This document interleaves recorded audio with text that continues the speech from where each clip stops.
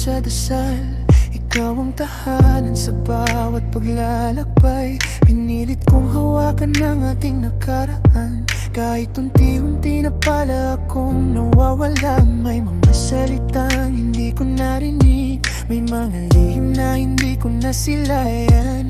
Humingiti ka sa harap ng aking mata, pero iba na pala ang laman ng iyong puso.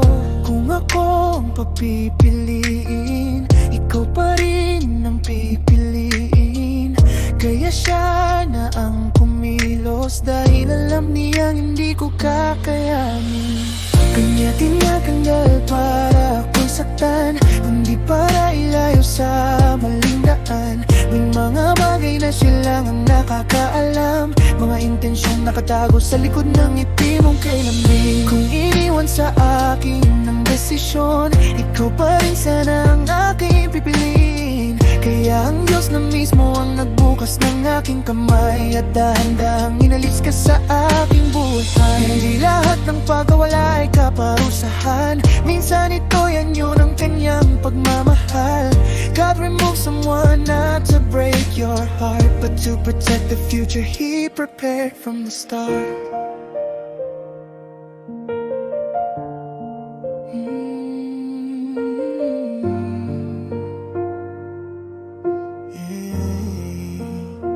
Ngayon naiintindihan ko ang bawat luha, bawat gabing hindi ko maintindihan.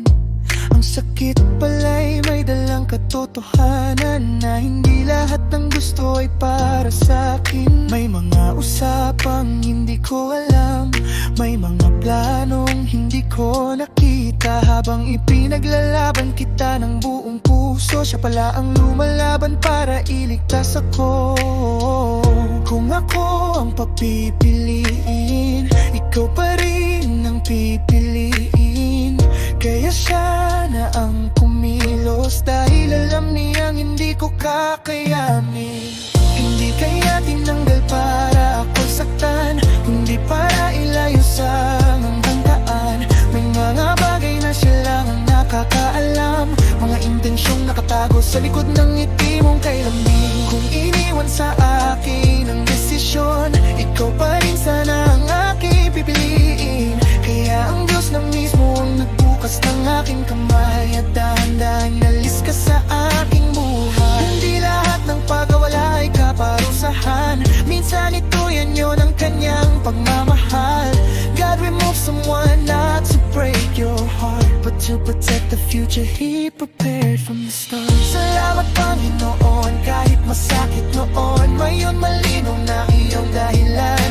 Ang akala kong pagkawala, siya pala ang iyong pagliligtas. Tinanggal mo siya, hindi dahil wala akong halaga, kundi dahil may taong inilaan ka. Na hindi ako pahiyakin, hindi ako lolokohin, at pinalapit ako lalo sa'yo. Hindi kanya tinanggal para ako'y wasakin, kundi para ang puso ko'y kanyang pagkalingin. Kapag may taong umalis nang hindi ko maintindihan, magtitiwala akong may mas mabuting plano ang may kapal. Dahil minsan ang pinakamabigat na goodbye ay pinakamalaking thank you pala sa huli. God removed someone not because He wants to hurt you, but because He loves you enough to protect you. Kung hindi mo siya inalis, ako pa rin sana ang kumakapit. Kaya ngayon sa halip na magtanong ng bakit, pipiliin kong sabihin, salamat Lord, dahil iniligtas mo ako.